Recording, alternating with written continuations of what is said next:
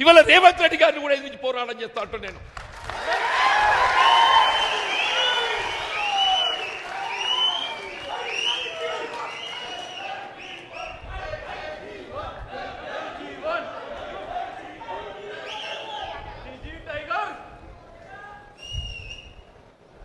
నీతో తొక్కబడుతూ అణగదొక్కబడ్డ దానికంటే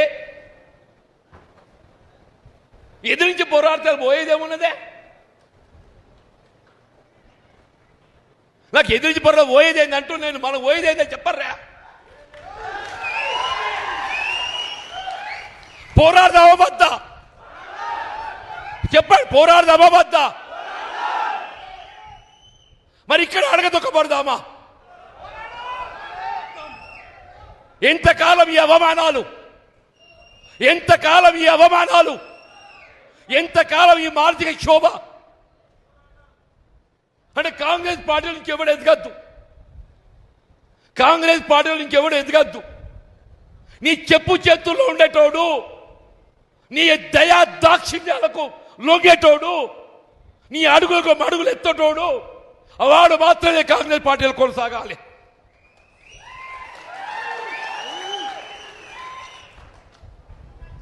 నిన్ను ఎదిరించేటోడు, రాహుల్ గాంధీ ఆలోచనకు అనుగుణంగా నడిచేటోడు, ఎవరిని అడగదొక్కుతున్నావే? రాహుల్ గాంధీ గారి ఆలోచనకు అనుగుణంగా నడిచేటోడిని అడగదొక్కుతున్నావు అంటూ నేను. నువ్వు అడగదొక్కేది ఎవరిని కాదు, రాహుల్ గాంధీ గారి ఆలోచనకు అనుగుణంగా నడిచేటోడిని నువ్వు అడగదొక్కుతున్నావు అని చెప్పంటూ నేను. 2.5 సంవత్సరాలు నేను పదవి అడగలేదే, నేను ప్రభుత్వ సలహాదారు అడగలేదు, నిన్ను కార్పొరేట్ చైర్మన్ అడగలే. దయచేసి నేను ఏదైతే ఉందో నా మనోభావాలు వ్యక్తం చేశాను. నేను అనుభవిస్తున్నట్టు ఒక మానసిక క్షోభ వ్యక్తం చేశాను.